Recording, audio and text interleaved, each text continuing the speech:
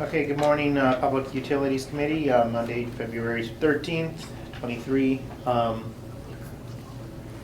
Present is Mike Lawrenson, Brian Homer, Scott Cream, Anthony Bolduc. Summary of discussion, is anybody good with, is everybody good with January's summary?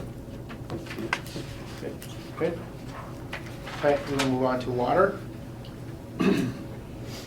So last month, the day of the committee meeting, we installed a tower for the meter reading collector.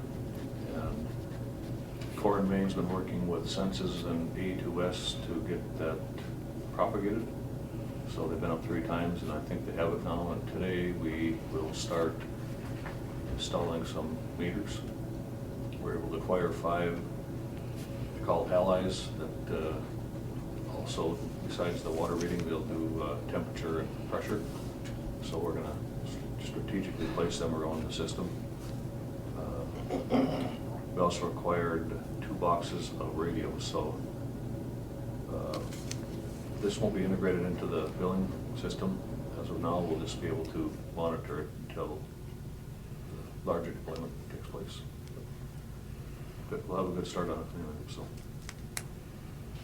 The other thing going on is on the 28th, we start our comprehensive performance evaluation at the water plant. The Department of Health hired an engineering firm from Fort Collins. So they'll be doing an intensive 3-day evaluation of the performance of the plant. And that'll be part of the answer to EPA's audit that we've been experiencing the last 2.5 years. Part of that is the notification in the paper that we had published last week from 2018 that was missed. So that's been accomplished and that's been communicated to the EPA.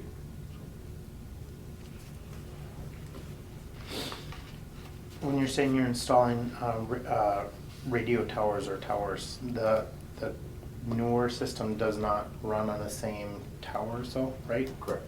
Okay. Independent. There's just one. There's just one tower on the west tower. Okay. If need be, we can put a repeater in, but we don't feel that we need to do that. Okay. This one runs probably at a lower frequency, I'm assuming, so it can spread further, or? I don't know, we can read East Grand Forks, Wow. you know, so. Must be VHF. Yeah, no kidding. Okay. Anything else? No. Any other questions or comments? No. No? Just that we've also had meetings with Harris, and Tyler is aware of the change out of the meters. And your pressure and stuff, that'd be real time, you'll be able to pull it up and. Okay. Moving on to electrical. Hello. Project updates we have right now, we're kind of under the gun with the inventory. I know we have problems with our inventory, and you decided to hire an inventory person, which is well needed. Due to the weather, we got all our inventory done. On the internal part of our building, we have an external yard. Due to the heavy snow that we have out there, that's been taking some time, and now the snow has been melting, so now it's ice hard. Angie texted me on Friday, said we have to get it done by the end of this week. We have to get it done by tomorrow evening because of the storm that's coming again. So pretty much taking everybody and getting out there and digging out everything we got so we can get it down. Hopefully, well, not hopefully, it will be corrected with an inventory person that has been hired. So this won't be an issue in the coming future.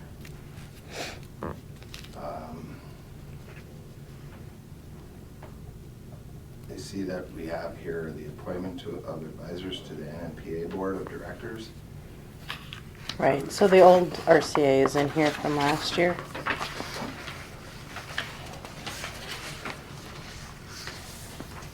So in '22, it was Dale Narlock, and then Brian Jacobson was the advisor. Yes. for 23. One thing we really need on that is some updates on what's going on with the utilities, you know. Especially with some of this carbon stuff and everything else, what's their discussion on all that, and kind of get a little concerned on some of the issues that you see coming down the pipeline, so to speak. There been discussion with that, Brian, or? There's been some discussion with that, with Dakota. I don't know what it's all been. I haven't been in all the meetings that Dale's been at.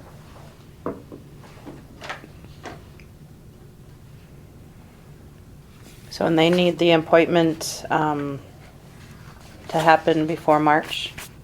So we need to make a decision on who's going to be the director and continue Brian as advisor, or how you want to organize that. I think Brian definitely has to stay on, Mm-hmm. if he wants to stay on. I do have a suggestion if it matters.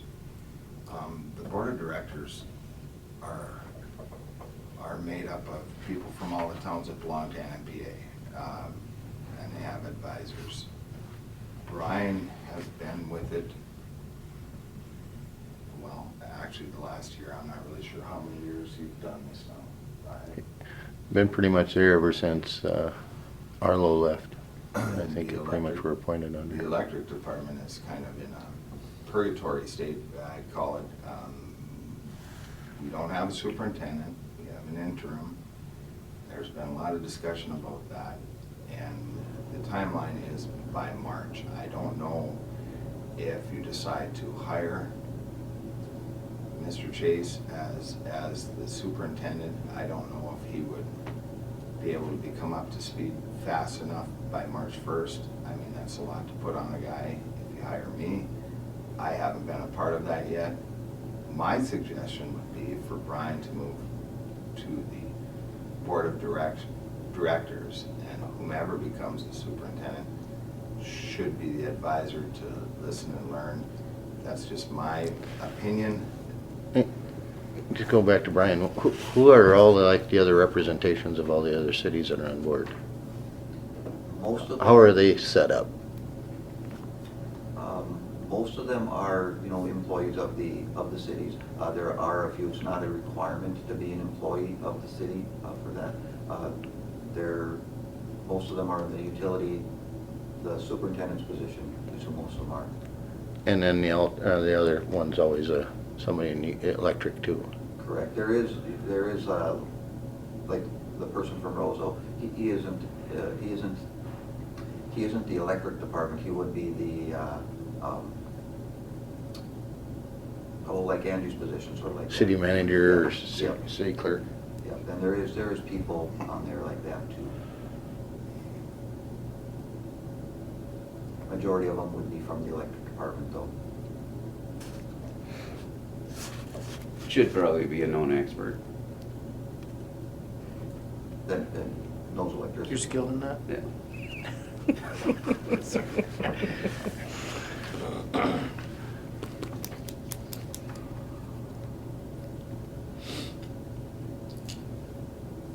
Well, I'd agree if Brian would move up for the next appointment anyways, and I'm sure these appointments can be changed too as time moves forward, but it does bring up a good point for some background on bringing our points, and I think Brian would show up at every one of our meetings after and give us a little summary of what happened there anyways too. We've been kind of left in the dark on the MMPA the past few years too, that not a lot of communication, and we're one of the biggest users. The biggest user. By far. By about 5 cities put together, I think. I think it's more than that, but we got it. And that was before DigiKey really turned the switch up, so.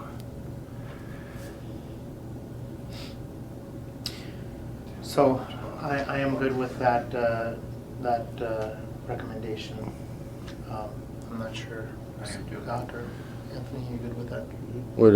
What would we do with the advisor then, position? Is there a recommendation, John? I don't know if they would be comfortable with just electrical superintendent, just the title, and not a name. until mean- we Do you, figure that out. I I- honestly don't know if that would be an issue. There's the city of Warren, for instance, they don't have a representative right now.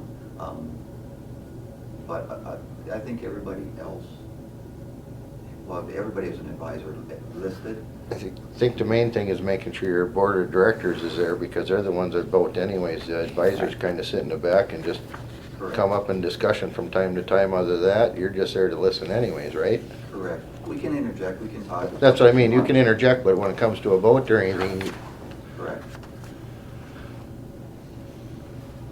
so are you fine with just listing a title then for the advisor right now?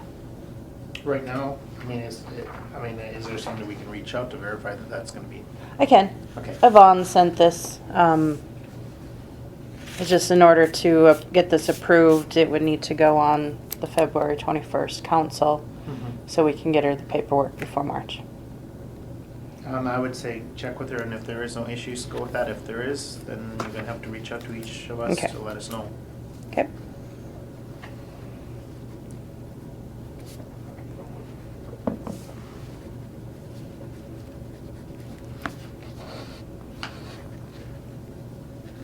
Moving on to point number 3, the turbine generation discussion. Yep. Okay. Sat down. From what I understand, there's a lot of confusion about the numbers. There wanted to be a dollar amount put forth to this. Brian and I worked extensively on this, along with the power plant operator, as far as the readings are concerned. Broke it down in an Excel spreadsheet. This is the numbers that the billing office gave to you that were so confusing.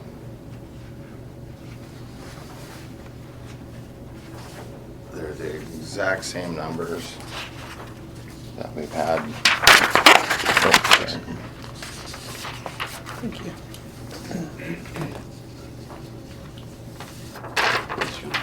You're welcome. Thank you. Yeah, one problem is I do things. These are the numbers that were in question.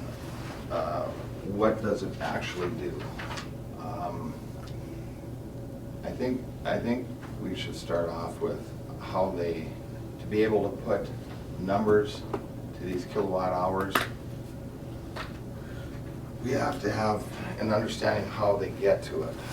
I didn't make up a lot of these because I know Mr. Lawrence doesn't like the waste of paper, so I hope you can all share. something like this, if you ever have this type of stuff, get it over to Angie, and Angie can forward it out on that. Yep. Okay. We're going to start with page 1.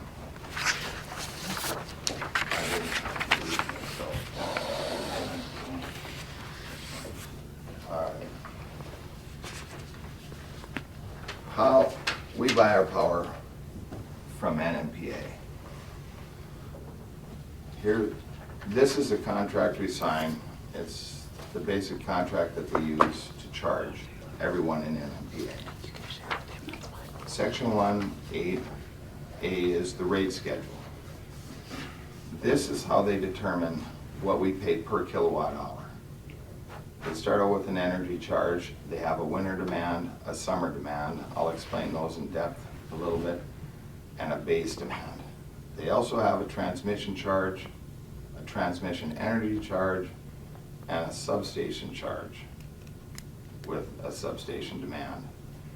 The rest of this entire contract explains how they get to those numbers, if you want to look at them. To make it simple, to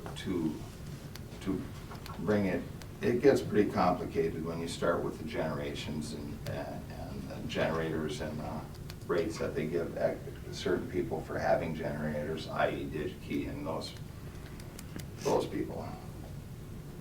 They start out with energy charge. Twice a year, they take the coldest day for winter demand and they take a reading. of how much we draw this city.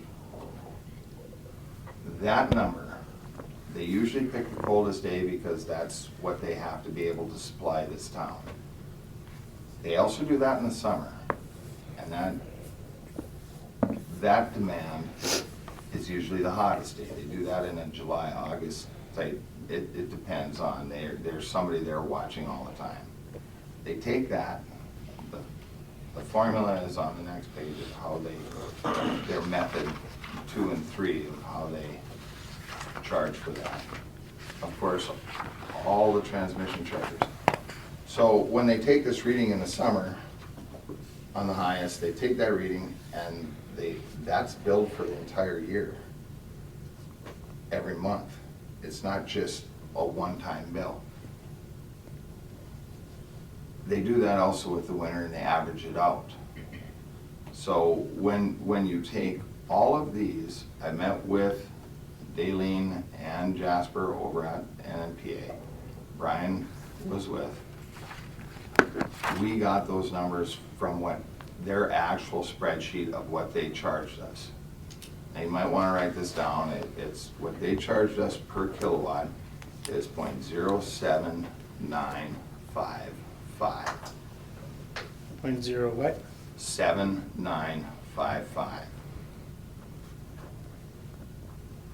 So when you turn that into cents, that's 7.955 cents per kilowatt.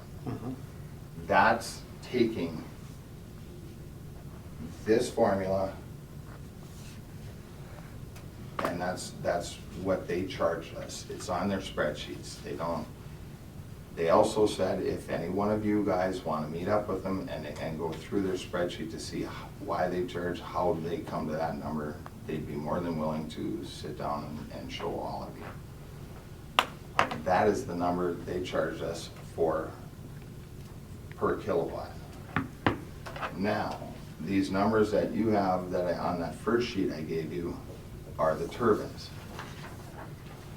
The turbine number 1's in the green. The yellow number is the year-to-date. That's the full year of what that one put out. That was 910,400 kilowatt hours. Turbine 2 put out quite a bit more, being updated brand new, not 100 years old. It put out 1,316,000 kilowatts for a total combined of 2.26 meg or kilowatt hours.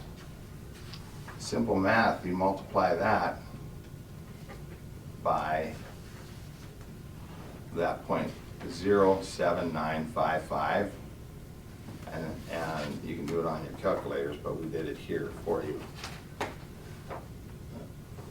This is before you see the diesel generator. I'll talk about that in a second.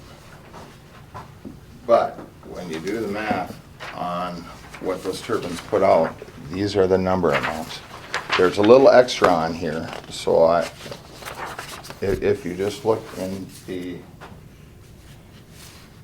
very bottom blue one, that's your, did I give you one? Here.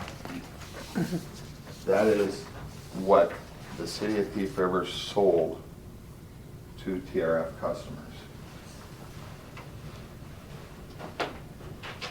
The turbines take the falling of water and turn it into energy and put it up on our substations. When they do that, it is not a load that we take from, we use. We sell that. It's hard to put a dollar amount to the penny on that, but this is as accurate as we can, and that's because of the substations into you got incoming power. It goes through their reclosure and goes onto the back side of the grid, the load side of the sub. That load side of the sub goes directly to our customers. So the generation that we have from those goes straight up straight to the customers. It goes straight to their meter. That's what we bill them. Now could be, when I said it's tough to put a number amount, what we bill our customers, it's impossible to get exactly the number. We have different rates. We have rates for residential, we have rates for industrial, and we have rates for commercial. Commercial's way higher than this, it's 11 cents. We used the residential rate. That was the middle one. The industrial rate is a little bit lower. We used the residential rate. At almost 11 cents per kilowatt, 10.78. The total dollar amount that puts out is $261,480 last year. That can fluctuate. If you have a drought, that can be lower because the turbines don't run. If you have a bumper crop year, that can be higher. We have the readings at the power plant from 1960 till now, the total readings, if somebody wants to go back that far. This was what this put out last year. That is direct money to Thief River Falls. We bill them, and that's what we get to the best that we can define it. Thus, there is more of a savings because what those turbines put out, if you go at the very top, turbine generations, you have what you purchase that for. Now, how you want to look at that 261 is straight money where the city is getting from those turbines in cash dollars. This is what we would have had to purchase more to supply these customers. If you would like to see, if you avoided purchasing from NMPA, that amount would save you $177,000. Sorry, I gotta put this on. All right. Now we're gonna go to this diesel generator output on the bottom of the first page. Every year they do a year urge test, and an urge test is it comes from MISO, which is our electric grid going from all the Mid-Continent Systems Organization. It's a federal program that does the electric grid all the way down to Louisiana from up north in the central United States. You have an eastern, you have a western, you have a mid. That they're called MISO. MISO says if you have generators, that's our grid. So if there's a huge event, and I'm going to give you an example of Texas when they froze. They needed electricity. The MISO market, that grid said, hey, they need it, let's send it. Of course, every single transmission person that produces transmission, the big boys, including Minn Kota, which is very small compared to XL Energy and Great River Energy and those, were sending electricity down there. When they do that, that rate goes extremely high. They have to buy it from the MISO markets. You know, we're purchasing it for 8 cents a kilowatt, just say round it up. It's well over 12, and that market fluctuates, but it goes well over 12 cents a kilowatt. It can get all the way up there to very high, depending on whatever happened. They have to, I have this booklet if anybody wants to read through it. They have to upgrade their grid. Obviously, this is what they're doing next year, this map here, if it makes any sense to anybody. They call it a tranche 1, tranche 2, goes all the way from top of Minnesota all the way down to Louisiana. That's billions of dollars of upgrading because the system is low, people use more electricity, so they run. What MISO does is says, when we need power, the Florida thing is an easy one. If Minn Kota had they weren't built for freezing. If MISO said, if you have extra, we'll take it. Everybody wanted to sell because they had extra and they could make bank on it. Minn Kota could make bank on it. XL Energy, they all made a fortune if they could. The lines weren't big enough to take it all, so they kind of jockey around trying to do that to sell it when they have extra. When you have a problem like a drought or really, really hot weather that encompasses that entire area, now it's really heavy. MISO can't handle, the grid can't handle it.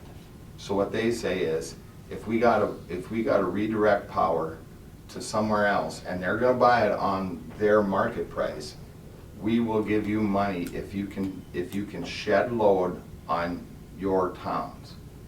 That's where the diesel generators come in. They're not RICE approved, which is an EPA deal. So it would take millions of dollars to do that and probably not absolutely not feasible. But the generators that we have, having them on standby for MISO, we receive a direct check from Minn Kota. You should know that number, it's a direct check. I know, but I probably don't know the number off the top of my head. Yeah, but I think when we did the I budget. think in the it was budget, like- it's under 100 grand or so, It was right around. right around 86,000 something, am I right on that? Okay, so, once a year they do an urge test because they want to keep people honest with what those put out. So they call up, we fire up the generators for an hour. Those generators put out on the grid just like the turbines do. When they put out on the grid, they produced 198,768 kilowatt hours for that hour they ran on the grid. That reduced what we purchased from NMPA, the total of 198,000 kilowatts, which would be the yellow line on the sheet I gave you in dollar amounts. Just for running those. That just saved us purchasing that. Now there's cost to that. There's diesel that we run those generators with. There's cost and it runs through some diesel. I am not really sure how much diesel it went through, but I can tell you it wasn't that much. If it ran through $5,000 worth of diesel, I think it would be surprising. That money, to have those on, they take a reading on that, and when they take a reading on what that puts out, that's where that check comes in. They say, thank you, you can take this much off our system, so we'll pay you this much. That fluctuates, that's a market thing. I think it was more in the past, I'm sure it was. It does fluctuate, I don't know the exact numbers. This is last year. To have those on standby, when MISO calls us, anytime throughout the year, they fire those up and we run them. That's a given. If we want that check, we run. If one of those engines fails, can't put out that much, there will be a penalty of what they've paid us. So they make sure once a year that those generators will put out what they're paying us for. It's just a checks and balance thing. Well, when we do put that out, that's the amount of money saved that we're not purchasing for that hour. They do put out pretty good. That's the summary of what those, I got another sheet here. Here it is right here.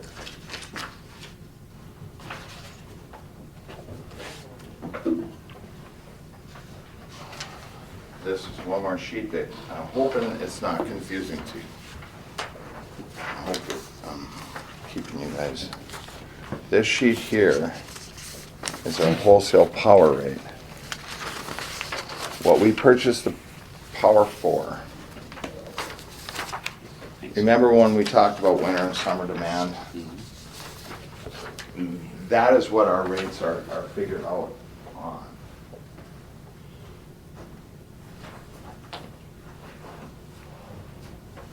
It was nice that Brian did this. He took the numbers.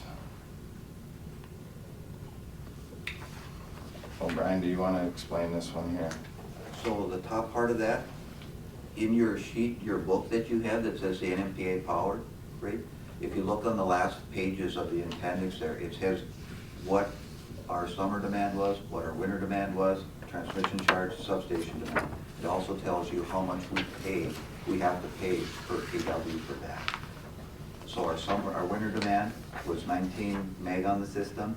The price they have it broken down by per month, or they have the whole year. So they charge $87 per kilowatt for a charge of, I got it at $1.6 million is what the summer demand, the winter demand costs us. Summer demand, we were at 22 meg in our system, $87.48 per kilowatt, almost $2 million on that one.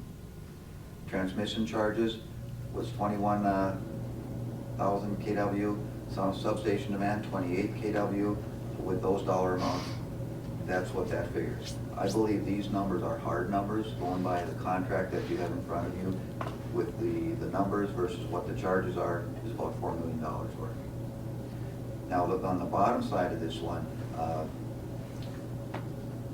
we deterred the winter demand and summer demand, like John explained. They take how that works is they take the, we'll say winter, coldest days of the year, they shed as much load as they can, which means our ripple system, or our load management system. They turn off all the water heaters, they turn off all the electric heat in the city, they run all the generators at DigiKey, Sanford, Challenger School has one. They run all the generators and they look at the load that the city needs, and they say, we have shed all the load that you still require this much power. That's where they come up with that number. So they said, those are the numbers, that's the amount of power you require with everything that shed, that's the, that you need. That's how they come up with those numbers. Well, when these numbers are taken, the turbines are online. Those turbine output is not in here.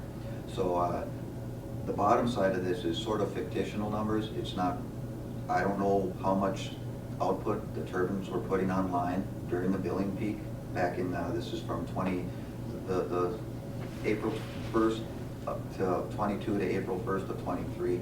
They do a billing peak in winter and summer. So those are the numbers for the full year. I don't know how much output was on the line now at that time. Speaking with Ronnie, the power plant operator, he says the turbines are putting out about 480 kilowatts an hour is what they are. Right now, we've had 2 billing peaks this year so far. They take usually 3 times in the winter time that they do a billing peak, and they average the amount of kilowatt hours at that, or kilowatts at that. So if these turbines were online for the 2 billing peaks so far this year, they have shed 480 kilowatts. That's what on our billing peak for this winter, that's what it will be next year. So if you take that 480 output, you drop the demand by 480 kilowatts. That's how much the savings should be. We don't keep track of those numbers, but I think moving forward, we will. Our metering system there has that, so we should be able to tell exactly how many kilowatt hours they put on that we did not purchase, that is not in that billing demand that we are getting from Dakota. I believe those should be real numbers, because it is a savings. They are on our system. Of course, that number will fluctuate in the summer. If we have low water, we're not going to be putting out 480 kilowatt hours. The bottom in the green, that's just the difference. If you had 480 kilowatts on the system, we deferred $41,000 of summer demand charges and winter demand charges.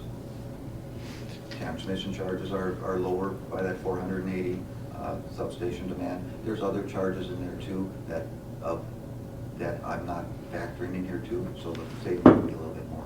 Just for the reference of the committee too, that you keep bringing up low water, it's also high water too. Correct. You know, when it gets to be high water, they shut down the dams as well because of the Correct. intake of debris and everything These else. numbers, it was actually a little lower, but if you look on that first sheet, you can see that the meter readings for the first 3 months, that high spring water wasn't as high with those turbines because they suck in debris and you have to shut them down so you don't bust them. And so I just want to, it's more for Thank community you. experience too, that just because we have a flood going on doesn't mean we're generating a lot of power. No. You know? Right, You exactly. know, it's just as bad as if we had low water. The beauty of it is when they take these peaks, winter is usually pretty steady. Summer isn't, but they take them usually in the later parts of the hot days, so then our river is more mellow, so they are putting out a lot better than if they Right. took that summer demand in early June. It would have been horrible this early June, but thank God they took it in August, and that's It was more of a wonderful point thing of for- information for everybody. Correct. Now, I know there's been discussion on streamline, trying to save money, and I get that. What we have with the dam is two different things. You have the dam and you have the power plant. They coexist, they kind of combine, but then they also have separate contracts. We have a contract with FERC. And with FERC, this is the dam that requires, our contract with FERC, it runs through 2028. They require that dam be staffed 10 hours a day, 365 days a year. We have 3 employees working over there. You can't staff it 10 hours a day, 365 a year with 2. You would never keep anybody. They'd be nothing but working every other weekend. There are ways to look at those jobs, and I know their hours and streamline. There are ways of doing it, and I know I can't speak for what you were told in the past, but with the new electronic metering on the turbines, they help, but that's on our side. FERC requires, their contract requires staff 10 hours a day, 365. Now, recently, the dam has been downgraded from A to B, or however it's been downgraded. That could possibly be changed and could be looked at, and that should be looked at. And I would suggest that we have HDR right now with Nate Gallagher going over our relicensing of the dam to visit that and see if that has to stay. Now with their amendment to FERC, or that contract with FERC, did FERC put in an amendment in there that lowered it down to that low level? Or I'm not really sure. I didn't deal with FERC at the time. that'd be interesting because you know, if it got, like you say, if like we've all experienced, it got downgraded, that should be amendment, and then some of the other restrictions should be also be amended at the same time on what they're. Perfect. I mean, it should be looked at. They did get downgraded, so there could be a possible, if they say you don't have to do it 10 hours a day, or you don't have to be 7 days a week. They know they changed that whole requirement on our plans too. What, They right. get, or disaster plans and all that other stuff that we got. Yeah, I mean, you're with the watershed district and all the DNR and all, you know more about that. And of course, the water, the intake, and for the town. So there's possibility of revisiting that and checking, like you said, an amendment to that. I don't know if you have any questions, more questions about.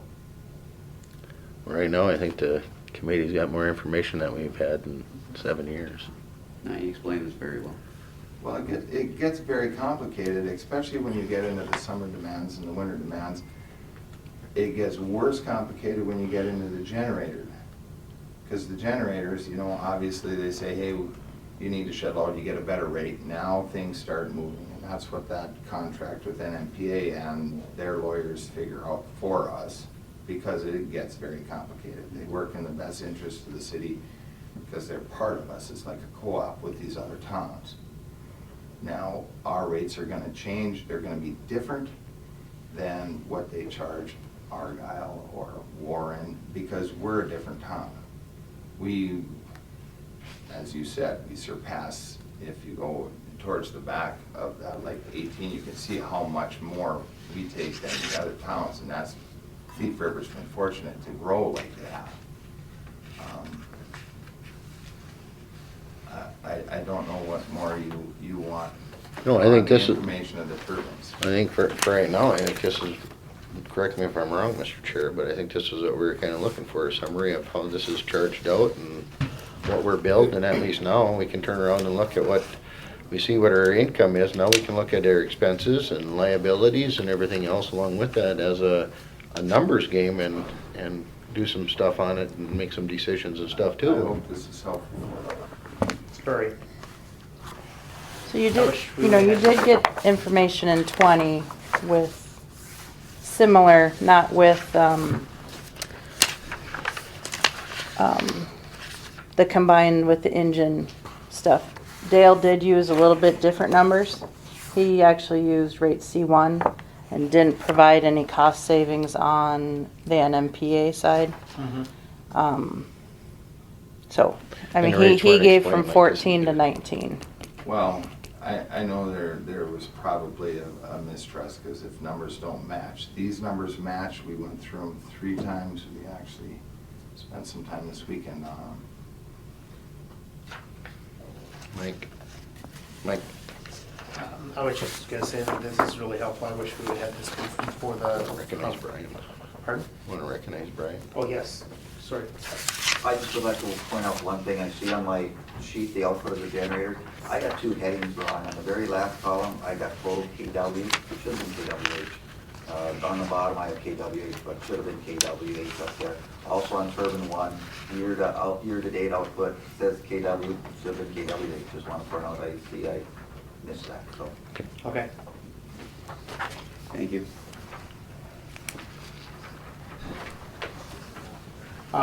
No, we should have had this before when we had our dam repairs done.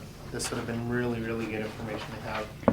Because it's like going, oh, it makes money. And I'm okay, well, Well, that's when you received this information is Yeah. when the turbine was fixed. Yeah. this is a lot more detailed. It was Correct. explained a lot differently too. And you're saying you don't have the diesel costs, but you think there's about 5K?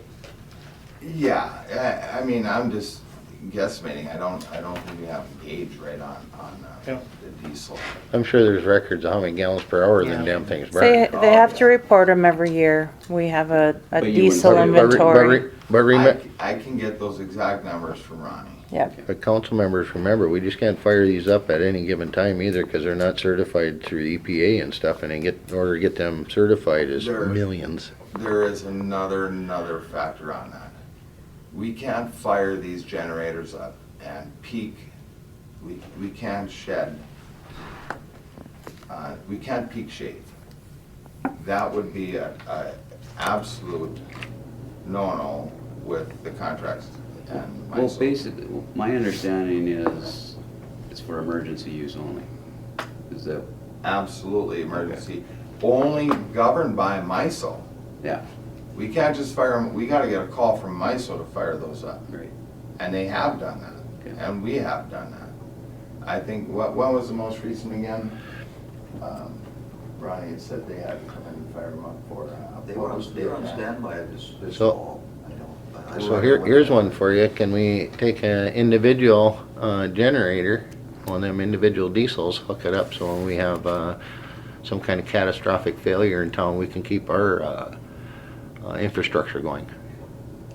We can run those generators with a catastrophic failure, like what happened in '97 with the ice storm.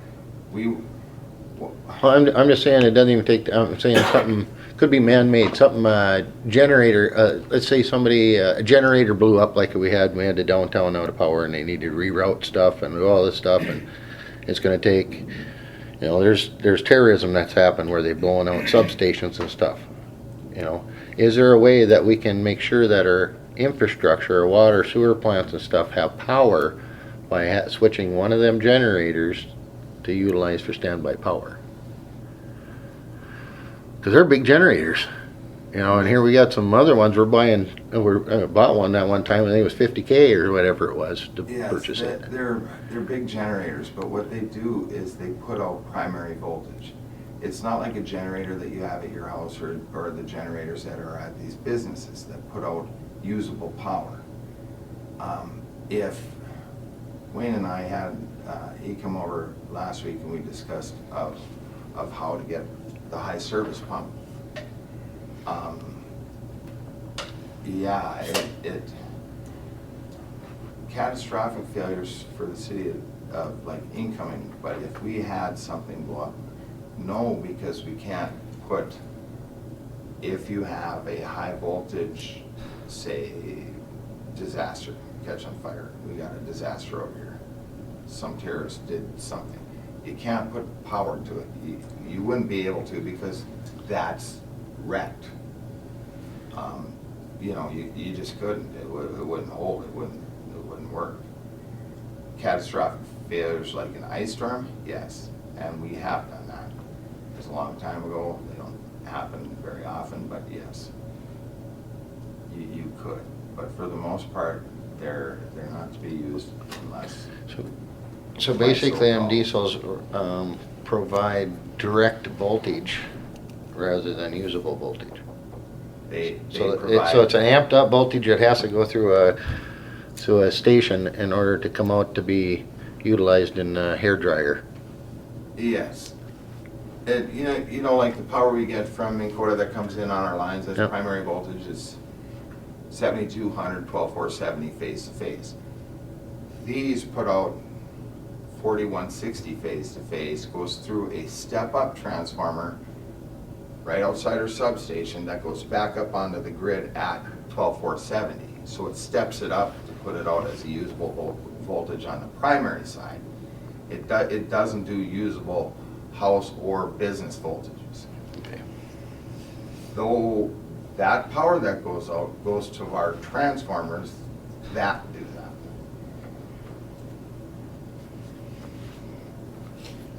So, can I, go ahead, Brian? I'm just gonna add to John's thing there that we actually are in contract through NMPA that all our power supply to the city of Thief River Falls is to be purchased through them. If we were to fire up those generators, it would be breach of that contract also. I don't know what they would say in a emergency situation, you know, like we had with our power plant that went down, if a substation went down. With John's crew, the electric department can do switching within the city to provide power to everybody. But we are in a contract with NMPA that we cannot supply, the power supplied to the city of Thief River Falls has to be purchased through NMPA. That's a contract. I don't know what they would do if, you know, if we powered something up to feed certain stuff in our system without the whole system being down. I don't know what we'd have to talk to them on But we have done it in '97. that. Yeah. How long is that contract for?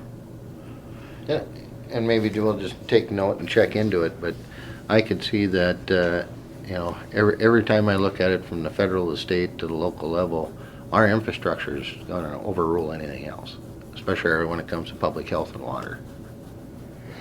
You know, that's gonna supersede everything. Everybody needs fresh water to survive, and, Yeah, we need to put something in there. Absolutely. you know. Now, Wayne and I had a discussion so we could get on the same page about it.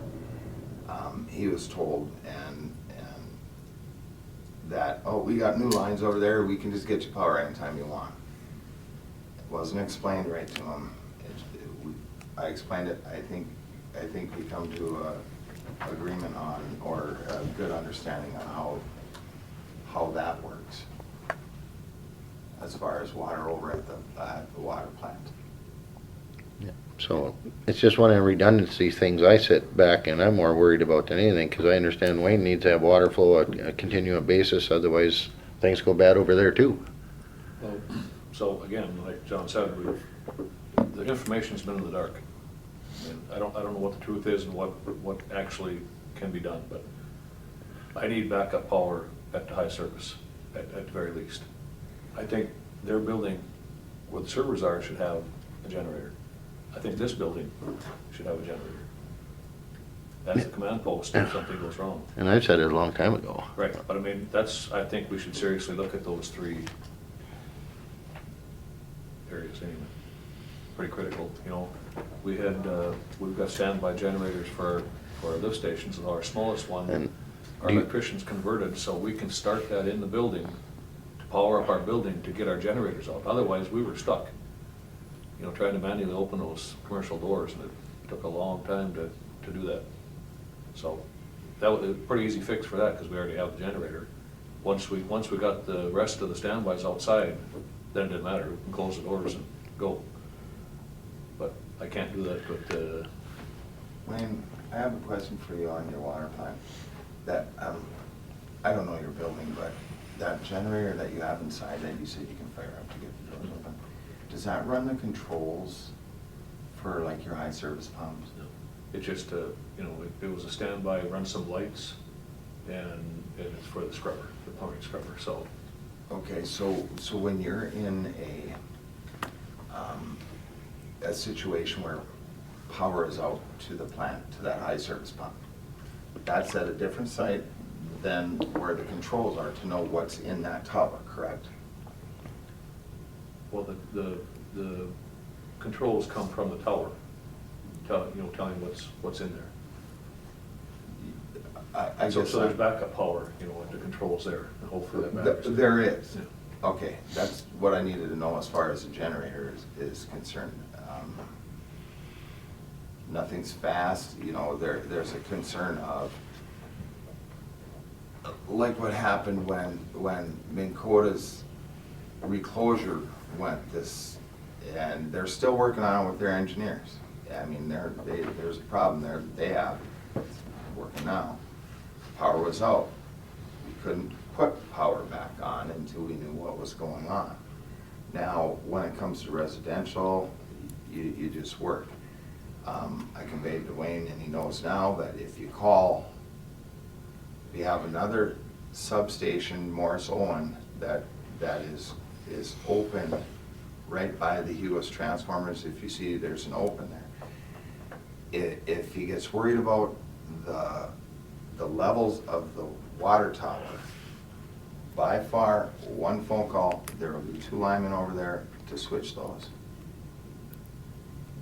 That would feed that primary power from Morris Owen substation. That plant would have power.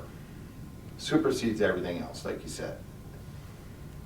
Well, but right behind the plant, if they get hit, Right then it don't now, matter. now So they're, that's the issue is, you know, there's more through, what are you gonna call it, climate change, I don't know. Well, that's what I was just See gonna, what's going on, but there's What- more instances of disasters happening. and what I was Our gonna, 5 and 6 inch rains used to be 9 years on average according to our records. Now they're coming every 3.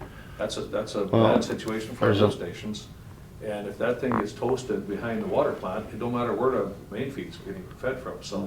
right, we have a loop inside a loop on our primary inside the water plant where we can feed it from different substations, either Morris Owen or the well, power plant. I'm not an engineer, but it sounds to me like if we start looking at some of this climate resiliency monies and stuff out there, I think what we need to do is figure out how we get a generation, standalone generation for the water plant that's needed, big enough to run over there.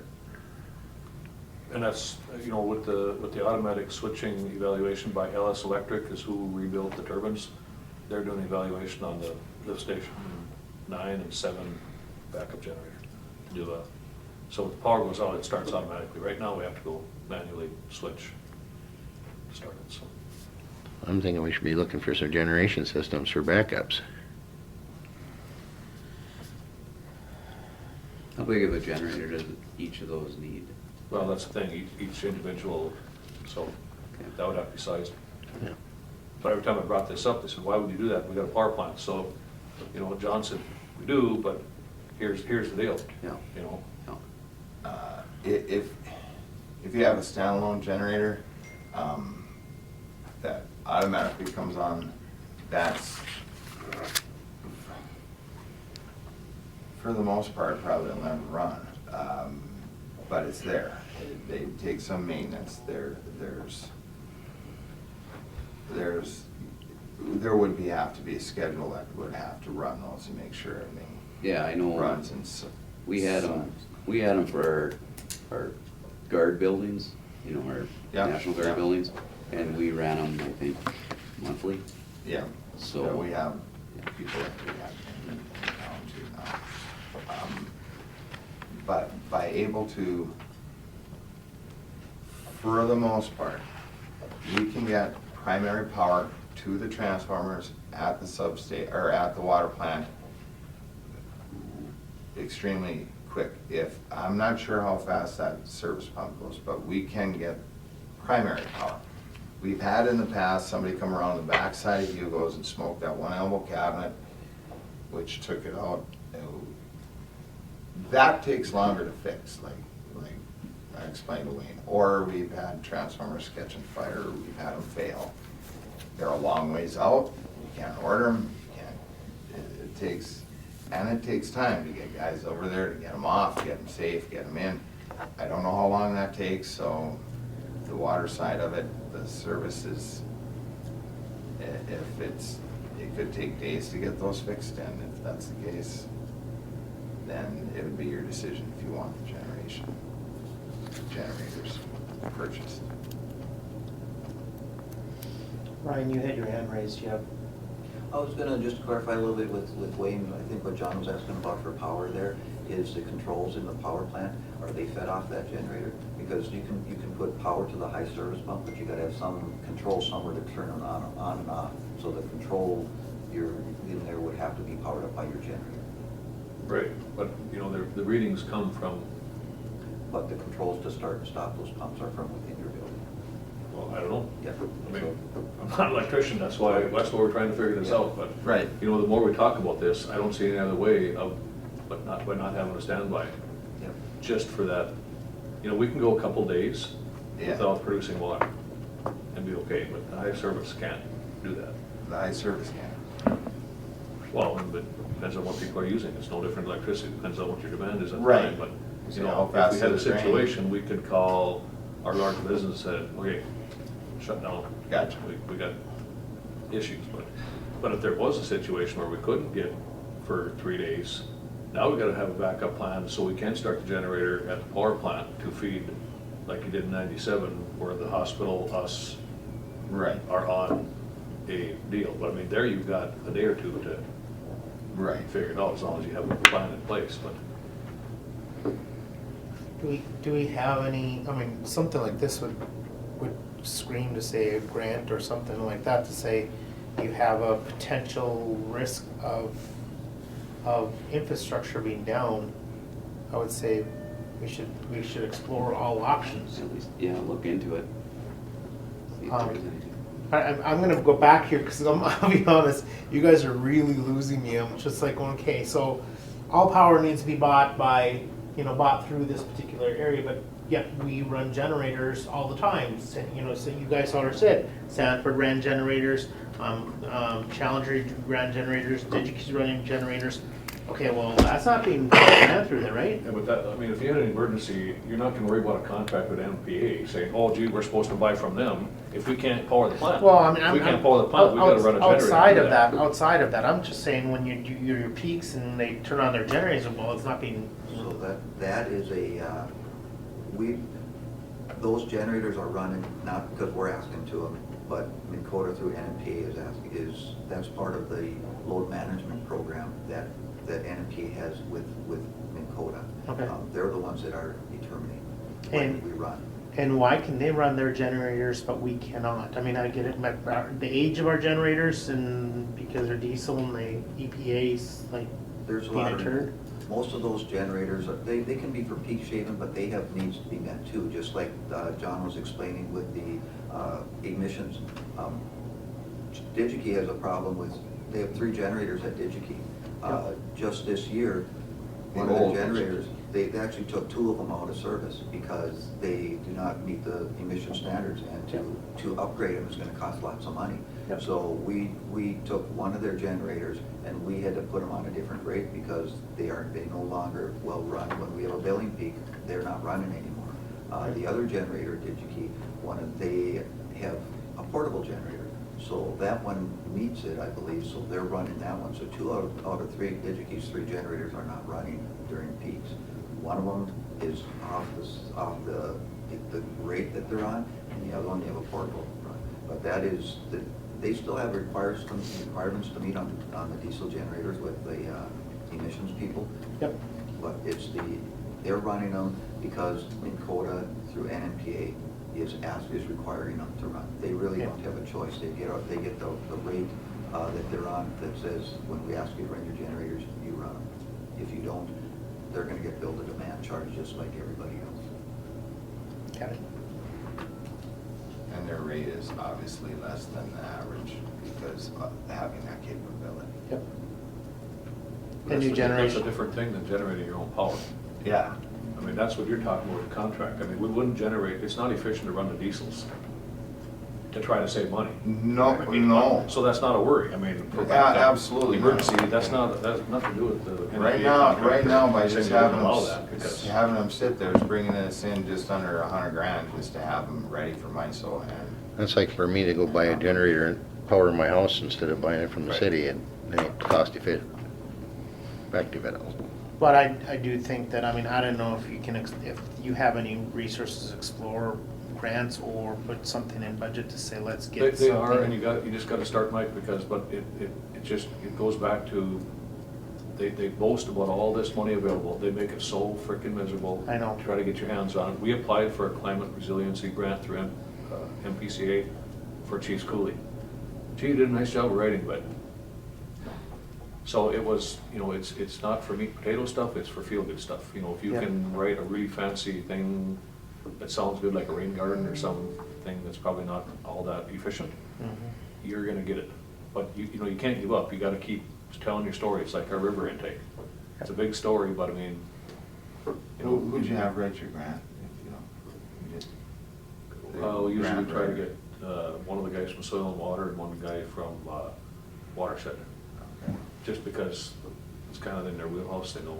Absolutely, that's, like you were saying, I was talking at the conference, this last summer conference, or winter conference that I was at.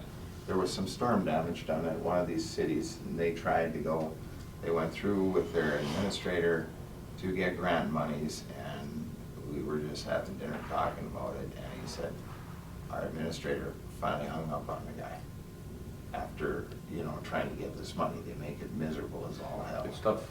And there's places out there that writes grants that you can get, that know how to get that money and where to get that money. We were told by Daleen over at NMPA, she said there's a lot of places out there that are this Build Back Better. There's a lot of money and a lot of programs out there, but you have to go after them and get them, or try to get them. She said our power plant, the utilities of what it's an old building and it's not very efficient. She says, there's money out there, and with your turbines being there, oh man, the way everything's going green, I would see you being able to get a grant there. And I said, well, who writes the grants? I mean, Vance, Thief River, Chamber, to go after, have access to these. Well, it don't have to have a third party, you almost have to do it internally, because the third party sits there and wastes all your staff time anyhow, so you have staff write it. Yep. That's the trouble with third party. I used to be that third party. Okay. Be the consultant. Do you know what I tell you? I come in and look at your clock and tell you what time it is. You already have the information. Right, You just have to have somebody wordsmith it into a narrative. I hear you. not be too wordy, but make sure you get your story told and push it. You know, follow that word right with that statement and making sure you follow up on the emails and everything else. That's how you be persistent at it. But you do need to know the key words, so to speak. Oh, yeah, yeah. If you There's, don't have those key words, you just throw it away. Yep. You got it, and it's kind of a secret. That's the hateful part. It's, you know, like I said, there's tons of money out there for you to save, but man, even at the local level. So this is changing gears. I should have said something at my section there, but we've been dealing with the Chiefs Coulee deal through the watershed, and you know, they boast about they sit on $6 million, and they still got money coming in from assessments. And the board is from anywhere from Washkish to Euclid. That's how far the representation is, and everything in between. And we always get, boy, you know, we're putting a lot of money out in Thief River. We're the only ones asking for it. We're the only ones that have viable projects asking for this money. So it got a little contentious at times last Thursday morning, but we came out with, all of a sudden, one of the guys from Washkish is a former NRCS guy, and he pushed and he pushed and he pushed back on their staff and said, there's got to be one watershed, one plan money. Well, no, it's already committed, and he kept pushing, well, you know, I guess we got like $100 grand we could put towards these projects, but you gotta, it's a matching thing. So by the time we come, you know, all said and done, we're leveraging 60,000 from the one watershed, one plan, and then we gotta throw in some local to keep this project going. But if we don't have plans, then we can't go to the red board. You know, it's all gotta go in sequence. It's very, very frustrating, but you just gotta keep pushing and pushing, and finally they say, okay, we'll give you something, you know. Looks like you have a great project. They keep saying, you got a great project. Well, it's an expensive project, and, you know, you gotta go back to those dollars that are out there. all them hurdles, the speed bumps you get, and the hurdles you get in order to get that final money is what's painful. I guess when you look at the NMPA and so on and so forth, I think you guys all said it, the way we use like the largest amount of power Well, in this there area. again. We are a hub for everything, and if you look at Warroad there, what's the closest Walmart they have? Thief River Falls. I mean, we are a hub for a lot of this stuff, and it's tough. I mean, that's why we have a higher rate for our police department and so on and so forth, because, yeah, we get a lot more yup that way too, so, but. Just a couple anyway. more things for you guys. The water shut off and electric shut off at the hospital. Everything's going good with the construction tear down. See, that was posted all over the internet that they're gonna start tearing it down, the old hospital, so. I've been communicating with Travis, I guess, I don't know. Well, I was contacted, today, they're moving in a storage, you know, one of their Yeah. portable offices that we can. Just making sure they're in contact with you, there ain't nothing live going on or anything like that. No. And then, across from Pennington, Maine, you got a strobe light going on in one of the yard lights. Just on the speed side, just south, first light south. I seen that this morning when I went for coffee. Try to get after it, but I got all my guys digging Yeah, transformers that are in the frozen. I'll walk by and cut the wire or something, shut completely off. Which one is Strobin? It's the first one, right south of the auto repair, There's light south of. right across from Pennington, Maine.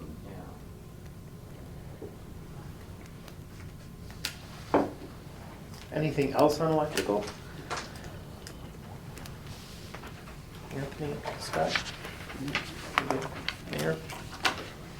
Anything else? I have- Okay. Sorry to beat you guys to death on that one. Billing office? The new year budget to actual is here. Jeremy and I looked at the estimates, so how they're determined is actually what's put in the budget.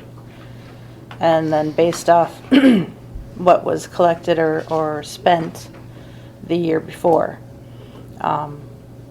This is how the first month came out, based off the estimates that were calculated.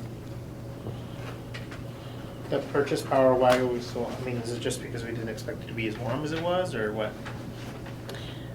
Well, it just, the purchase power amount went up Yep. in the budget.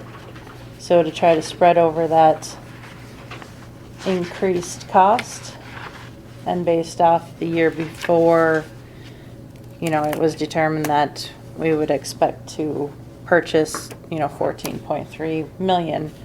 And in actuality, for this billing cycle, it was at 13. Okay.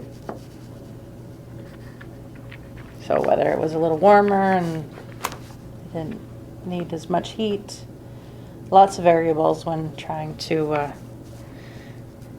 estimate for the year. But your sewer's looking better. Yeah.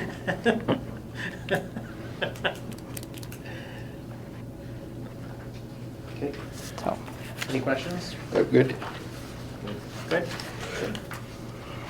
Okay. Anything else on that, Helen? no, Jeremy, did you? No? Okay.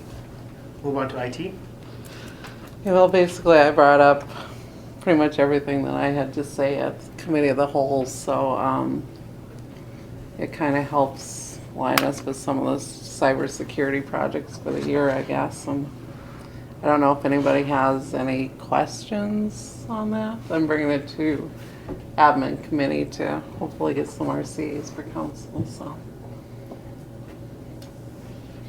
No. Not for me. You found out, corrected one item, and Yep, that's The been TRF corrected. thing. I didn't know what we were gonna decide on for a name, so yeah, Okay. I must have, nothing else on ours. I didn't get to talk to Mel Reeder yet about how the names were, how other cities were doing it. And I kind of gave her the 3 names, City TRF, TRFMN, or TRF.mn.gov. So I'm hoping she was out until today, so I'm hoping to touch base with her just to kind of see on how other cities are doing their names with the .gov domain, but, and hopefully have that for admin committee. Okay. Right, moving on to other. We had a meeting with labor, and the majority of us went through the reviewing on the electrical superintendent conversation. Angie, do you have some of the material Holly had? I don't. Okay. But Jason did, I guess, send an email to Scott and Anthony and myself, but I don't see the email in my emails, but he did text me what he wrote. He just wanted to make sure that the utility committee understood that it wasn't unanimous out of labor, it was 2 to 3. Yep, I didn't say unanimous, I said majority. Yep. And he had 6 items where he has concerns with. I don't know if you just want me to read them or. Sure. Says a number of jobs, and this is according to Mr. Chase. Number of jobs in short time frames. The longevity he has to offer. He was offered a job without going to council in council the appropriate way. But again, every single job interviews, it's the interview committee that determines who's going to receive the offer. Once the offer is made, it is then going to council. So he's saying, that's not correct. Yeah. The same process happened with this position that every other position. So Yeah. Go ahead. I'm curious, what committee did it go through? Went through labor. well, it's been to labor several times. It's now been to utility. Now this is the second time it's been to utility. No, just the original committee. Was Well, it Labor. was us and everything else, and we Two got off the the positions, and then we did the Utility interviews. committee and So labor. it went through committee. Oh, yeah, Committee. yeah. Yep. Then we And went- then we went to an filed- interview. We Do you know what post month? November, maybe? That we were going to go out for posting the Bids, polls, position and- and, No, when he got offered the job. When Mr. Chase got offered the job. End of December, I think it was. We had the interviews happened interviews. December 20th. So and that's the problem with taking jobs to committees. Is that hasn't been the practice. So he was offered the job or interview, I think it was December 20th. It was right before Christmas. And then the council was the beginning of January. So there is no committee Yeah. in the middle of that. And that has been, and like you said, that has been practiced, and actually it kind of blows my mind because safety did the exact same thing, and I bit my tongue and said I didn't want to say anything because What did safety do? safety met on a Monday, you guys interviewed on a Wednesday, Yep. and the following Tuesday you It had was an at council. RCA for a hiring of a fire department, not a fire chief, a Firefighter. firefighter. So not a supervisory position. No, I mean, still, if you're gonna be consistent, you're gonna be Was it on the consistent. consent agenda? No. No, and that one shouldn't have been on the consent agenda, and it was pulled just and asking. moved to new I'm just business, asking. right? Yeah.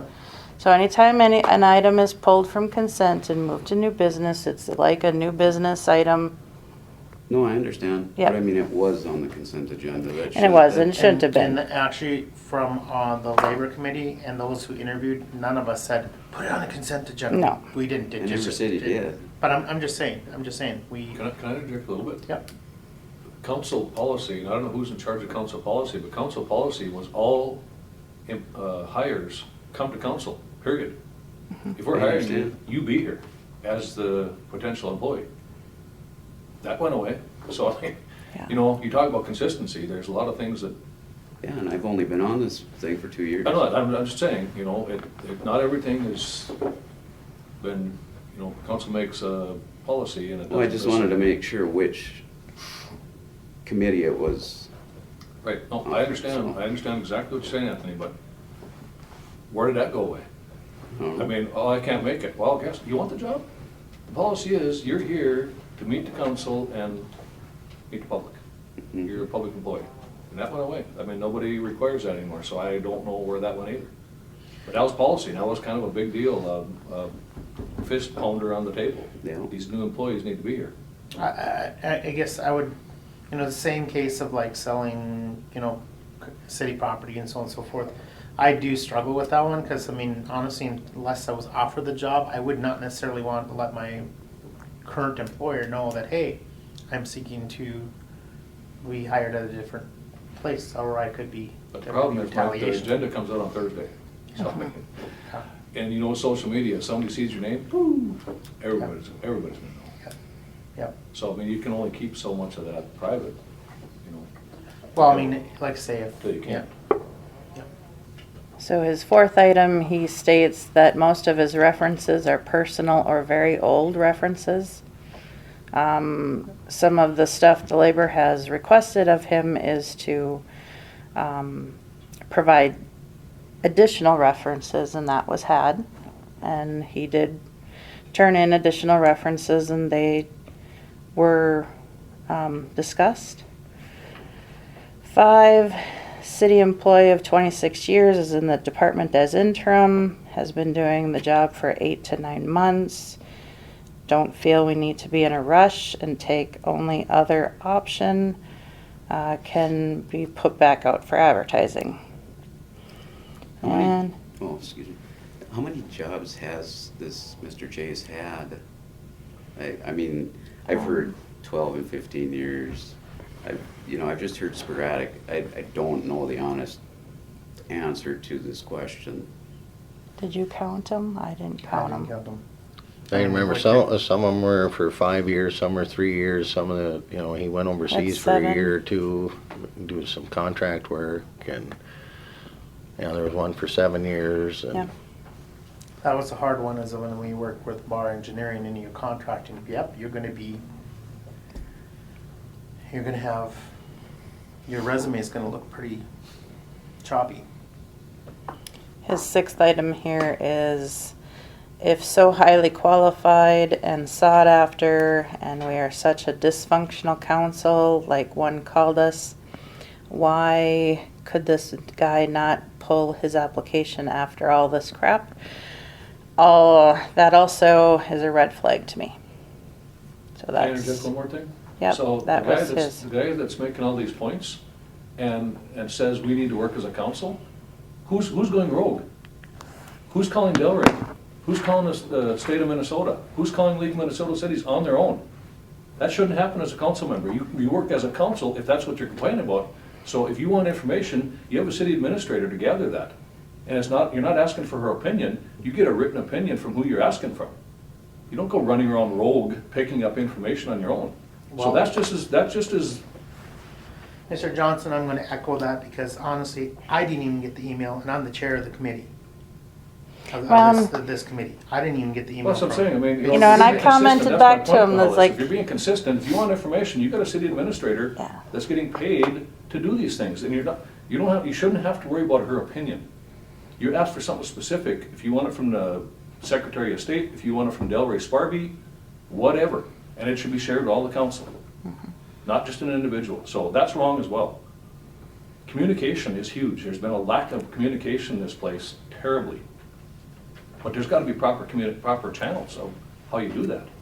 And it goes both ways. Absolutely. No, I totally agree with you, Anthony. But, I mean, you know, to sit here and say, I didn't know nothing about this, and we can't be doing this individual, and then you go off doing individual stuff.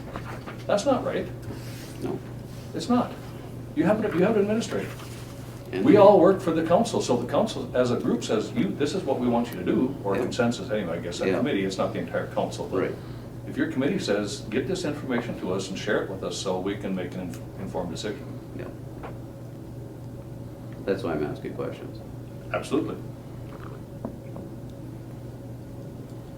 You're gonna say, Angie, you had one more thing to say on that? Well, I had just commented back to Jason because his first text said he sent the email to the utility committee. I said, you can't do that. That needs to be something that's sent to me because I said, now you just created a meeting. But then he clarified that he had just sent it to Scott and Anthony and myself, but I can't find that. I got the email. I looked. I can't searched. find You it. can't find it either? Okay. So I'm not sure exactly what happened to the email he thought he sent, but he texted it to me, so I shared with you what his thoughts were. And again, why it's here is because, yes, the majority from labor did recommend it go on to the agenda next week. That way, you guys can discuss it and have a vote on where you guys want to go with that. Is Holly here? Yep. Can she bring down some of the new recommendations that we received? Yep. That way we can address them while we're waiting for that. Let's move on to topic number 2. We'll table number 1 for right now. The city code subcommittee, it was Rachel and myself who were working on this for, we proposed an hour before the public utilities. An hour before the public utilities? I was gonna say, you're gonna be No. at 6. And she, yes, she had, I'm not gonna come here at 6 so no, you guys need to pick a time because that's what she was recommending for all the other committees. Maybe pretty bloodshot idea. My vote would be vote immediately after the public utilities meeting. But anyway, who would like to be on that subcommittee for the, Hi, is Holly there? Review. with the city code? Well, Do you wanna do it? Yeah. Okay.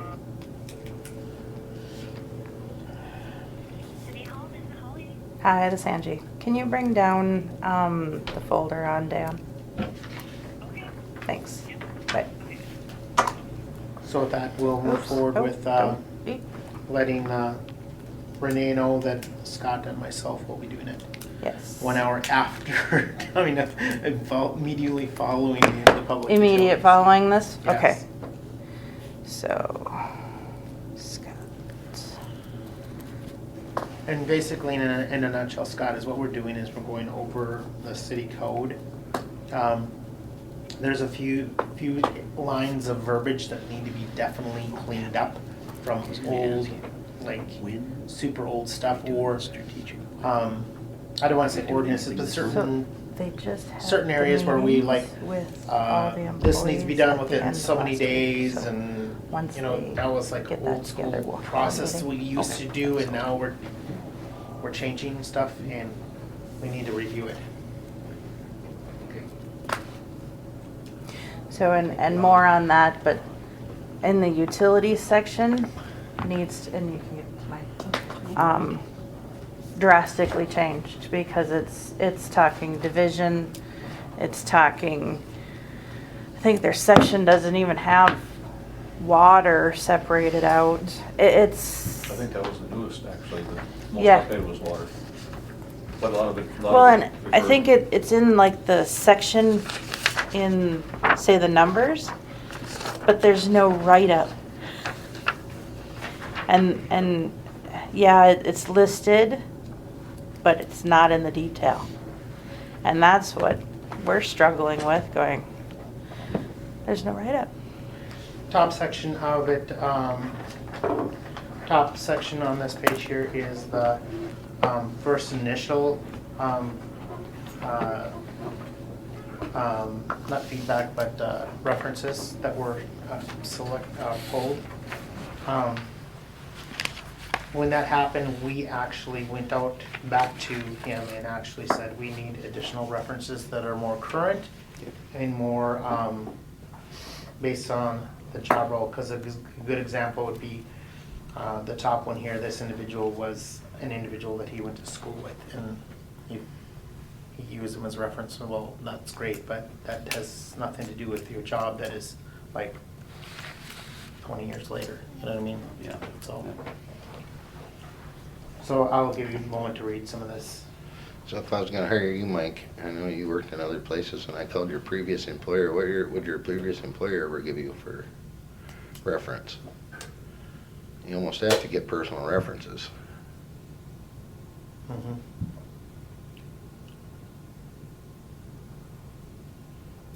Because even in my HR training, it's either, yes, I'd hire him back again, or yes, he's employed with us, and that's about how long, and that's about all you can say.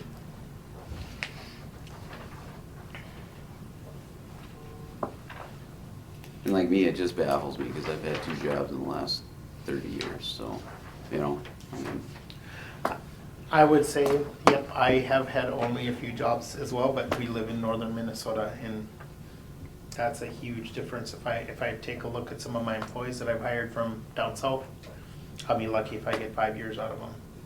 That's Isn't kind it of trending that they work for 4 or 5 years and then they move on to something Yep. else? That's kind of the And it trend. depends on what professional career you're looking for, too. Yeah. Actually, that, you know, one of the vendors that I actually work with, he says, wow, he says, you know, been in this role for a long time, you know, for us, you know, when we think of like, you said 4 or 5 years, then, I'm a major incident at DigiKey. So I'm gonna probably get a call. Speak fast. So for our end, he said, well, we don't, that looks really, really bad in LinkedIn. If you've been in a job for more than like so many years, that's actually, people don't like that, like, you're I've just heard kind of the same. stagnant. Going, Yeah. why? That just like, okay, that's, Yeah. we don't think that way, I guess, up here, so. But.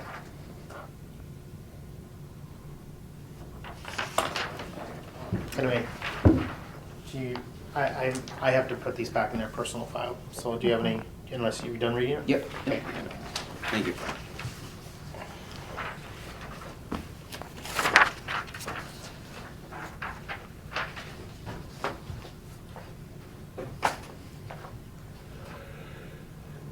I apologize. I do have a major incident that I have. Mr. Mayor, can you? Chair? Chair for a second? Any other discussion?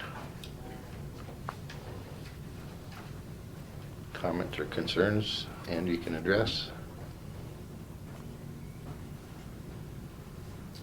I kind of, Go ahead. I've heard some of the concerns about, of course, everybody knows I put in for the superintendent position. I heard comments from the last meeting. I wasn't there, but I heard Mr. Lawrenson say, straighten up the electric department, take care of things, what needs to be done there. And I just want to see, I would like to have that clarified of what's actually so bad with our department. I guess where he's coming from, I think, is administratively, where you guys are getting all the work done that you're supposed to be getting done, but I don't think administratively it's carried through. It's- Mike, can he elaborate a little more on that? Sorry. too, but- Yes, I'm sorry, I had a question while you were out. I'm on a meeting here. In the event that they call for my name, I have to step out, so. Okay. Our website is down. Okay, he's got a question. I just have concerns with some comments that you made last meeting that I did not attend, but I did hear. Yep. About how, well, I think you put it, you're making the comment how you want Daniel Chase as the superintendent to clear up some problems in our electrical department, and I'm just trying to figure out what those problems are in our electric department. I guess a lot of this is, I guess, would say hearsay or some of the feedback that we received. There has been some loose favoritism given by the former superintendent, and that has caused some, I want to say, some degrading of morale in the department. And I would like to, from my end, I would like to see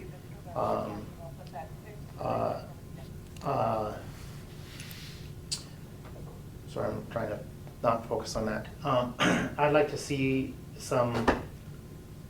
a person that's stepped out away from it. I mean, my stars could even be Angie, you know, somebody that's like not working with these people individually every single day and say, I'm cool with all the things that are happening, and I'm just letting it slide. You know what I mean? I used to say the Minnesota nice needs to go, because, you know. Oh, I realize that, but I'm just trying to figure out where the problems are sitting. The mayor had said more administratively. Again, I don't want to put all blame on our former superintendent, but I want to make sure that we are, I'm going to say. How do I want to say it? Since 8 years that I've been here, how much have we grown as a city? Not as far as, well, even infrastructure-wise, you can see that, but I mean, as far as the administration load and requirements that are involved between, like the FERCs, you brought up a whole bunch of different initials today that you have to have contracts with, and all that other stuff.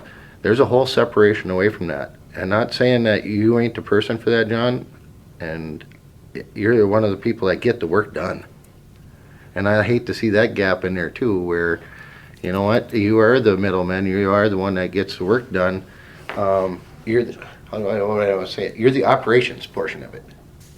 There's administration and operations when it comes to anything. And I swear, you know, I don't know what you're making now, but compared to what superintendent and the headaches and stuff, but as far as the operations going, you're making sure the operation of the city works. No, I do understand that, and I do appreciate people having their opinions on who they feel they have to hire. I do have to reiterate that it's, where I'm sitting right now, it's crazy. It's crazy right now. And And I do understand that you will still retain me. I'm not leaving the city of Thief River Falls if I don't get the superintendent position. I do have some worries that some people might. Now, those are concerns that where I'm sitting right now, I can't address because I'm not in that position. There are documents and permits that have to be done on a timely manner that I have to do now because we are sitting in this limbo land.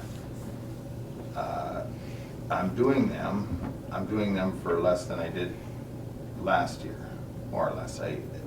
For doing this, I get an extra 92 cents an hour. It's crazy. I'm not complaining about the money now, but it can't keep going on. We can't be sitting in limbo in our department.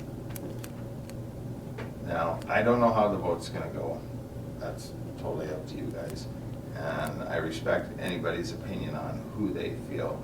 I will be respectable and I will be professional. I think I have been this entire time. There's been a lot of shit slung and that is disturbing sometimes. You know, you don't like to hear things, but I can appreciate it as far as I respect anybody's opinion. I would also like to know that people should know I put in 30 years. I have. We talked about almost 30, it'll be 28 this June. Anyways, we talked about this committee, who goes, how that runs, you know. I find it hard that there's different, this is my personal opinion. I know it's a management position, but not long ago, last fall, we're talking about going for a general manager position. It didn't.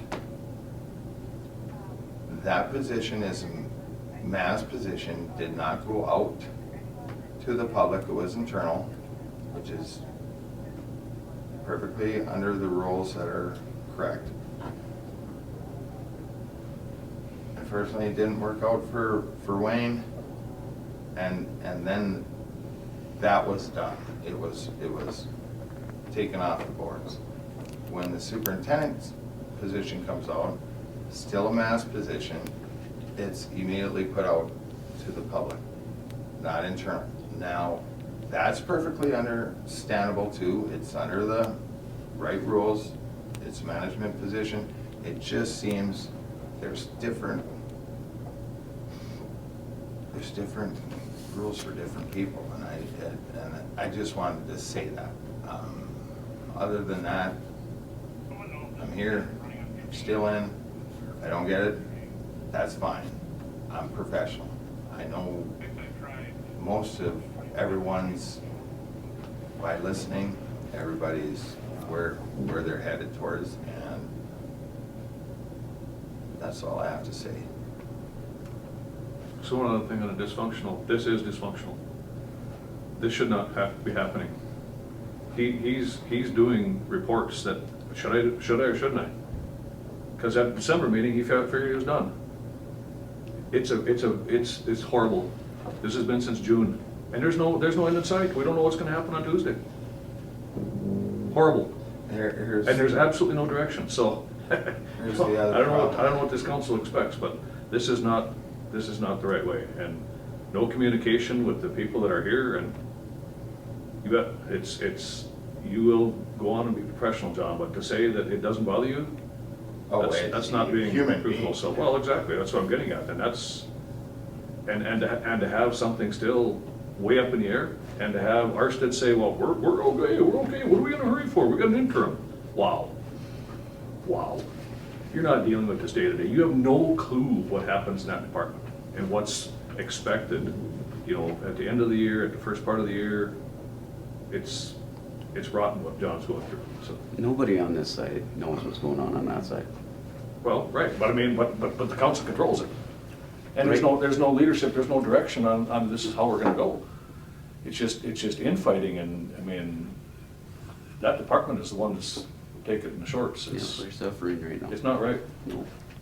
Really not right. The other thing we have problems with is there's still, from COVID, supply chain problems. And there are things that Angie and I went through over the budget that I talked to Mark Borseth with, which might be coming, might not. We have to budget for them. It's kind of a crystal ball if this passes, and so we budgeted for certain transformers, certain things. No communication on anything if things are coming. If the angle comes through, I don't know what size that building is. I have not seen any plans for it. I don't know what kind of service they're gonna need, if they're gonna need multiple services. To get those transformers ordered to supply them could be up to 2 years. Now, it's gonna reflect on the electric department when the building is built and they're waiting for a goddamn transformer that's But that's not your fault. It's no different than a Dairy Queen. No different than Dairy Queen. When people do things without communication, Yep. and that was all, that had nothing to do with the city, but I'm just saying, John. Right, You know, but- we were gonna have an apartment building on East Greenwood. Dale budgeted for that. That went away. Yeah. We were gonna have one next to Keel. Just about guaranteed. We've got almost 2/3 people outside gone. Angle, it still ain't done yet. That guy is, in my opinion, this is Wayne speaking, not as a city employee, just as somebody reading the paper. Guy's kind of fly by night. He's still looking for funds. So, you know, it's not your fault if they don't communicate that to you. You said, Dale said, we've got 10 months, 18 months, and now 2 years. Yes. To get some stuff. So So, three-phase transformers, and you can't just say, well, let's just go order these transformers. First of all, they're very expensive. Second of all, they vary. What kind of voltage you need, how big a KVA you need, what kind of service is going in your business. Do you need more than one or two? Right now, I'm fighting with trying to get information from the engineers for the one that is going through for a fact, because it started last year, is St. Bernard's. I've been working on that. I have been. I didn't know if I should keep working on it. You know, this haze that this department is in right now, don't know. but as far as economic development, that is not your fault. You can't control that. John, right south of Lawrence's place, that field got purchased, right? Yes, sir. We're gonna put in infrastructure. Then the guy afterwards finds out what it costs for water, sewer, streets, and storm sewer. Oh, well, can I just have gravel roads and have wells and septic tank and stay on REA? You know, I mean, these people, you can't plan and budget for these things unless they commit to you and say, this is for sure coming. Then you say, okay, now that I know, give me your plans so I can size this, but here's the deal. I don't know when you're gonna get it.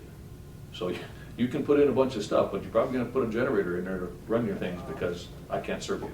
I And that's not realize your that. fault though, man, because. I know, but it still reflects on the Well, department that we take pride in. I agree, Just- but you can't just- hold that over your head because a lot of things in the last 2 years. I mean, we were supposed to see 2 more buildings behind Walmart, 2 more apartment buildings. They took out permits 2 times. Yeah. Still ain't there. So, And that's the problem with private enterprise. it is. We had a transformer slated for that, and I used it for something else because it's just went away. But that makes it really hard to budget. And ordering is worse yet. Yeah. When they can't tell it's you what just- time it'll It's come. a personal pride, you know. Everybody looks at, there's a lot more to the electric department than the general public. Geez, the lights are out on 59 again on the one side. I noticed that last night. There's some that we have to address. That's what they see. They don't see the other part that actually makes. Well, going back to our meter thing now, you know, we're in line to get our product. Now all of a sudden, because companies use every excuse in the book, well, now with all these balloons flying over and the United States shooting them down, and they claim it's tension over Taiwan. And guess where a lot of our electronic parts come from? So they're saying, you know, we're still in line to get these, but if somebody pulls the trigger over there, they'll shut us down. We won't, and that'll be everybody. We won't get anything out of Taiwan. Well- But they're using this political situation that's going on right now, any excuse they can find to not provide product is, China actually has the curb on the copper. right.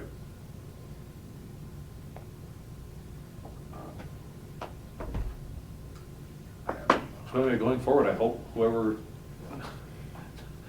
brings this up on Tuesday night has a plan, one way or another, because shouldn't let these guys keep on spinning. Interim is not the right answer, put it that way. There's too many things going on administratively that need some solid foundation.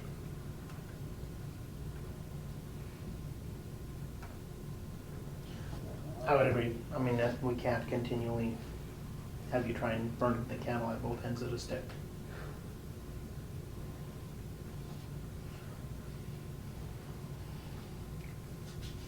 So I guess I'd be asking for the utilities here. What are your recommendation, or what your thoughts are on this? I would suggest we get someone hired as soon as possible to take the pressure off John. Get an administrator in it so we get things going and get all this stuff ordered that he needs as well. Mr. Mayor? We gotta go forward. I wanted to way back in January. Mr. Bolduc? I know it's tough for you, John, but I'm not gonna say yes or no.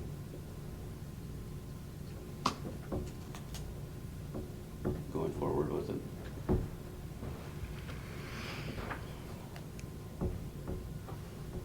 I think honestly, I think the guy that's been here for 28 years should get the job, but I agree with what you're saying.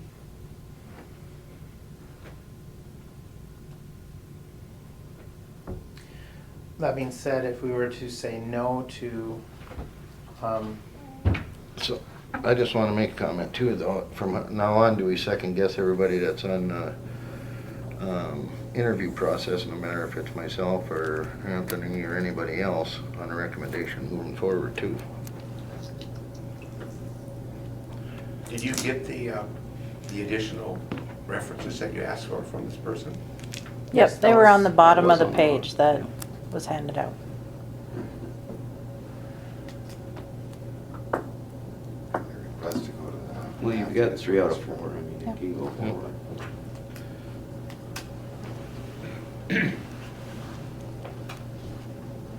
yeah, I just, okay, you know, as a utilities, well, as a council, I mean, if that did not pass, we need to come up with some level of, I'm just saying, when you're doing an interview process, you score it, we scored it appropriately, do you just throw that out next time and say, council, you weren't in the interview, who do you wanna hire?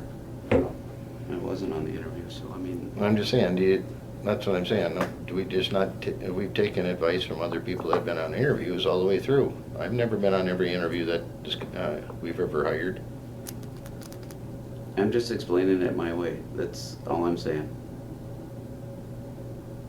I'm not trying to get into an argument here. Well, that's the reason why you have the committees to do this, so you can bring it towards the council to make the recommendations. And that's why we had an interview process with less than 4 people, so it wouldn't be a committee either. You know, and not everyone can sit in an interview process, otherwise it ends up being a public meeting. Del Rey's commented you need to make sure that you're hiring the most qualified.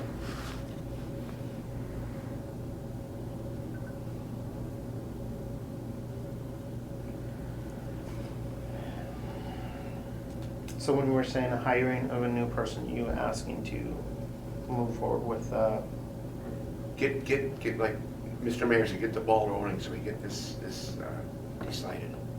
right, but we have. So we have a person that's already been offered the job, and council was to, it came to council for approval, and then it was tabled. Jason we tabled it first. Yep, it tabled.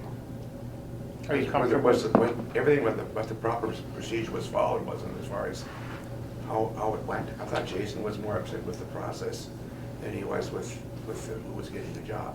There is several steps in the process that kind of, in my opinion, had some failing points, so. But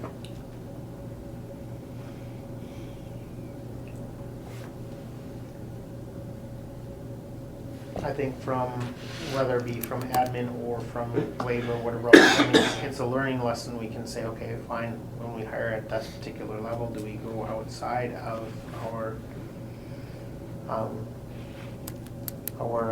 city and have people from external assist in the interview process?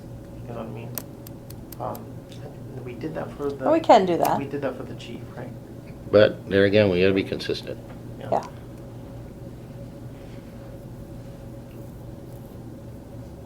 But that's something we can move forward. You can't go hindsight and change policy or change what we've done. Mhm.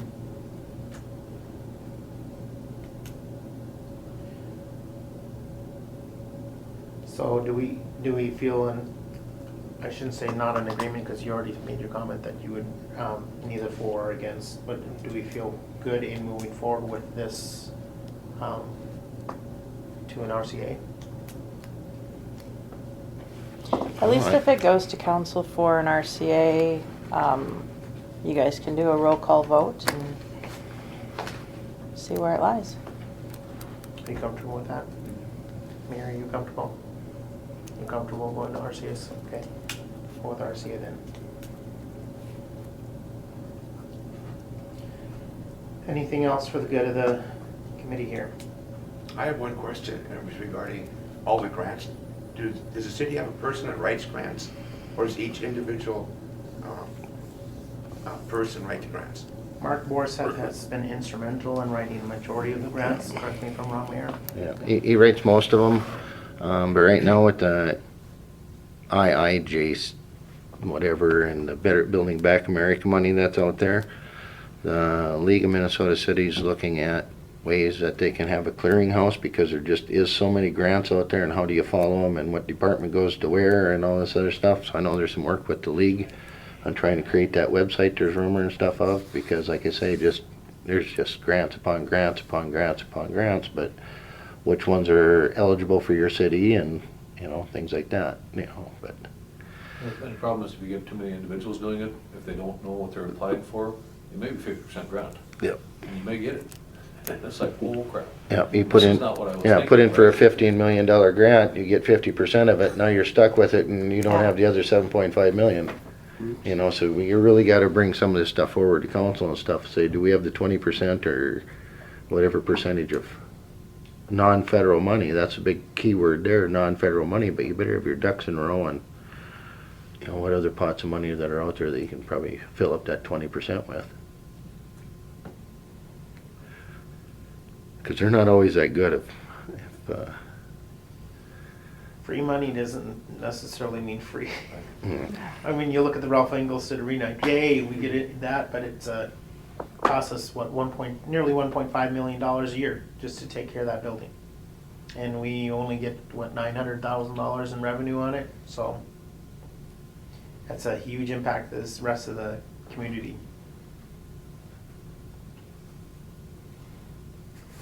Anything else?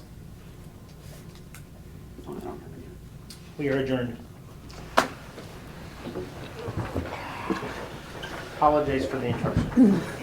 Wayne, that was a Wayne, public works meeting Wayne, there for a is minute. Nick around now? Like, No, but I'll make sure somebody's there. No, Nick's mom passed away, so he's. oh no.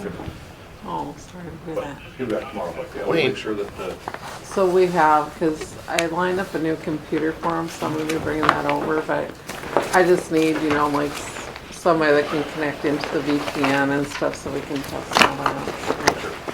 So I don't have access. Go ahead. Wayne, You sure you wanna zoom can. back and forth with that retreat on the 1st of March and 2nd of March? no, that's when that CPE is, I can't. Okay. Yeah, Okay. those guys are coming. That's what I wanted to find out ahead of time, whether we So, get, we'll be Brian, there at, Steve, pull out your chair so you don't 8:30 sit on the 28th for a half hour. It's Tuesday, 2 weeks from tomorrow. okay, did you send me an invite or not?